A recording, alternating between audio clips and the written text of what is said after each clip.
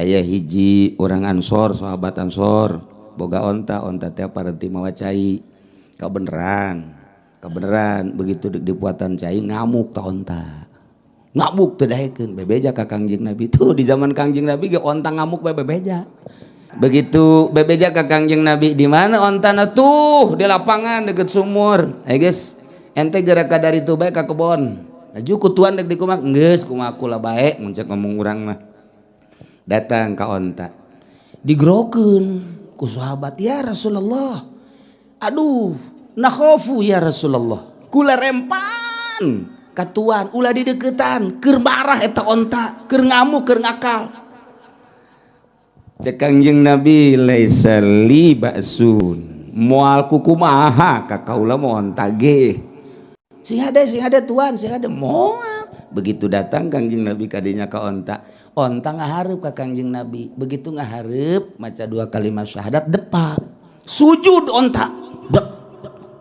Didareulekeun ku abehan ku petani-petani, kudu boga onta didareulekeun. Beuh, onta sujud. Dikahareupeun Kangjeng Nabi geus beres sujud, langsung dipuatan cai ku Kangjeng Nabi, sageus dipuatan titah dibawa ka ditu, ke lamun kurang ka dedenya onta ungeuk. Kabeh ajib, kabeh heran, kok nurut amat. Tah cek Kangjeng Nabi teh atuh boro-boro naon urangna geus mabok Islam mah geus mantep jasa ka Gusti Allah, onta ge nurut. Cek sahabat teh, ya Rasulullah, aya nu pantes kudu sujud mah abdi ka tuan. Eta onta teu boga akal, onta teu paham. Sakitu teu boga akal yakni teu paham, eta onta kuat ka sujud ka tuan. Meureun kami sebagai manusia anu boga otak, boga akal, boga pikiran, leuwih layak sujud ka tuan. Abdi bade sujud ulah cak Kangjeng Nabi. Manusia teu meunang sujud ka manusia, manusia mah sujudna ka Gusti Allah.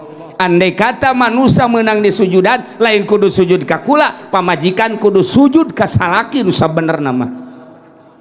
Cek Kangjeng Nabi diteruskan, andai kata salaki ieu cacat awakna, borok awakna, tiluhur datang ka dampal, borok kabeh diletakan kudu jadi pamajikan, ma'adat encan sampai kana nyumponan hak salaki. Kurang kumaha coba?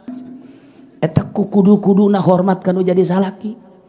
Masya Allah. Nah iya mah keur carita panjang. Eta beta onta nurut ka Kangjeng Nabi, batu nurut ka Kangjeng Nabi, tangkal korma nurut ka Kangjeng Nabi, lantaran Kangjeng Nabi nurut ka Gusti Allah.